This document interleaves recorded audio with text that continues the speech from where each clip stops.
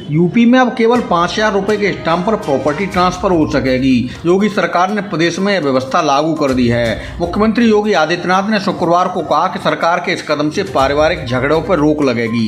पहले property transfer के लिए रखी गई लंबी प्रक्रिया परिवारों में विवाद का कारण बनती थी। अब ब्लड रिलेशन को प्रॉपर्टी में ट्रांसफर करने के लिए सरकार ने नई पॉलिसी लागू कर दी है। सरकार के आदेश में कहा गया है कि किसी संस्था, कंपनी और ट्रस्ट पर यह गिफ्ट डीड लागू नहीं होगी। वहीं औद्योगिक, व्यवसायिक और संस्थागत संपत्तियां इसके दायरे से बाहर रहेंगी। गिफ्ट डीड के तहत 5,000 रुपए के स्टाम्प पर ही एक ही परिवार के सदस्यों में संपत्ति का हस्तांतरण किया जा सकेगा। बरेली के जोगी नवादा और चक महमूद इलाके में 2 रविवार को बवाल के बाद प्रशासन ने सोमवार को निकलने वाली कांवड़ यात्रा की परमिशन कैंसिल कर दी है। इससे नाराज हिंदू समुदाय के लोगों ने शुक्रवार को बाजार बंद करके इसका विरोध जताया। परमिशन कैंसिल होने के बाद इलाके के लोग विधायक संजीव अग्रवाल और पूर्व विधायक पप्पू बरतौल के पास मामले की शिकायत लेकर पहुंचे और प्रशासन पर वायदा खिलाफी का आरोप लगाया। बता दें कि सावन के महीने में जोगी नवादा में 10 दिन में 2 बार माहौल खराब हो चुका है। पिछले सोमवार को पुलिस को स्थिति संभालने के लिए लाठीचार्ज तक करना पड़ा था। फिलहाल जोगी नवादा में शांति है और इलाके में भारी संख्या में पुलिस, पीएसी और रैपिड एक्शन फोर्स के जवान तैनात हैं। बरेली पहुंचे प्रदेश सरकार के पशुधन एवं दुग्ध विकास मंत्री धर्मपाल सिंह ने जिले में चारागाह की जमीनों को कब्जा मुक्त कराने के निर्देश दिए हैं। अफसरों के साथ बैठक करते हुए मंत्री ने कहा कि चारागाहों की जमीनों पर गोवंशी पशुओं के लिए हरा चारा उगाया जाए। उन्होंने जिले भर के गाँवों में संचालित हो रहे भूसा बैंक के बारे में जानकारी ली। आवारा पशुओं को आश्रय स्थल में पहुँचाने के निर्देश भी दिए। साथ ही नए एसएसपी घुले सुशील चंद को निर्देश देते हुए मंत्री ने कहा कि पीड़ित पक्ष की रिपोर्ट दर्ज होनी चाहिए, दोषी बचने नहीं चाहिए और निर्दोष फंसने नहीं चाहिए। बरेली के आंवला में शुक्रवार को कमिश्नर सौम्या अग्रवाल और डीएम शिवाकांत द्विवेदी ने पौधारोपण किया। कसुमरा गांव में कृषक गोष्ठी और बाग आप वन कार्यक्रम को संबोधित करते हुए दोनों अफसरों ने ग्रामीणों को प्रकृति बचाने का संकल्प दिलाया। कमिश्नर ने कहा कि पेड़ बाढ़ से बचाने, मिट्टी कटान रोकने और जल स्तर को बढ़ाने में सहायक होते हैं। उन्होंने कहा कि वृक्ष लगाना और उन्हें बचाना दोनों ही बेहद जरूरी हैं। कमिश्नर ने किसानों से ज्यादा बागवानी करने की अपील की।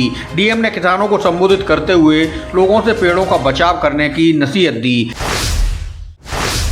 ऑल इंडिया मुस्लिम जमात के राष्ट्रीय अध्यक्ष मौलाना शहाबुद्दीन रिजवी ने कहा है कि ज्ञान व्यापी में हो रहे सर्वे से मुस्लिम पक्ष संतुष्ट नहीं है। मौलाना ने मुख्यमंत्री योगी आदित्यनाथ से मामले में दखल देने की अपील की है। उन्होंने कहा कि इस प्रकरण में योगी आदित्यनाथ बातचीत का सिलसिला शुरू करें। मुख्यमंत्री सियासी और मजहबी नेतृत्व कर रहे लोगों की बैठक बुलाकर विचार विमर्श करें। मौलाना ने कहा कि ज्ञान व्यापी को लेकर सुप्रीम कोर्ट का जो अंतिम फैसला आएगा उसे सभी मानेंगे। बरेली के फतेहगंज पश्चिमी ब्लॉक को सीएम अवार्ड दिया गया है। राजधानी में मुख्यमंत्री योगी आदित्यनाथ ने ब्लॉक को 60 लाख रुपए का पुरस्कार दिया। यूपी सरकार के आकांक्षा ब्लॉक कार्यक्रम के तहत फतेहगंज पश्चिमी ब्लॉक को यह पुरस्कार मिला है। सीडीओ जग प्रवेश ने मुख्यमंत्री के हाथों 60 लाख रुपए की धनराशि का चेक प्राप्त किया।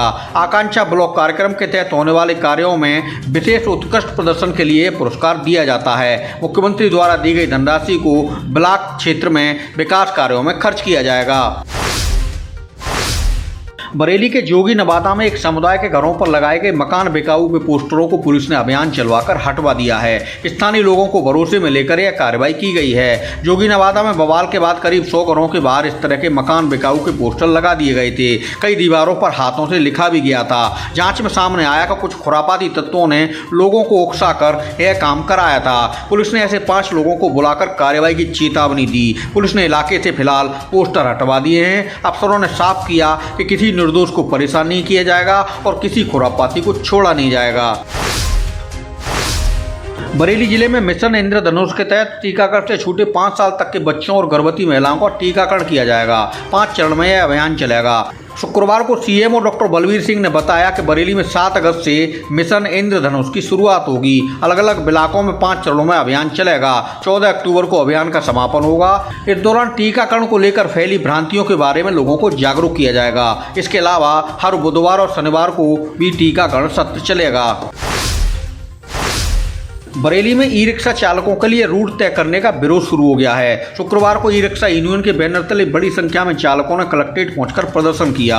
नारेबाजी करते हुए शहर में लागू की गई ई रिक्शा रूट प्रणाली का विरोध किया जा रहा है। शोषण का आरोप लगाते हुए एसोसिएशन की ओर से प्रशासन को ज्ञापन सौंपा गया है और समस्याओं के समाधान की मांग की गई है। ई रिक्शा चालकों ने कहा कि शहर में गलत तरीके से रूट तय कर दिया गया, जिससे उनके सामने रोजी रोटी का संकट खड़ा हो जाएगा। मांगे पूरी न होने पर एसोसिएशन ने बड़े आंदोलन की चेतावनी दी है। बरेली में एक महिला की संदिग्ध हालात में मौत हो गई। देवरिया थाना क्षेत्र के शाहपुर गांव निवासी आरती का शव घर में ही पड़ा मिला।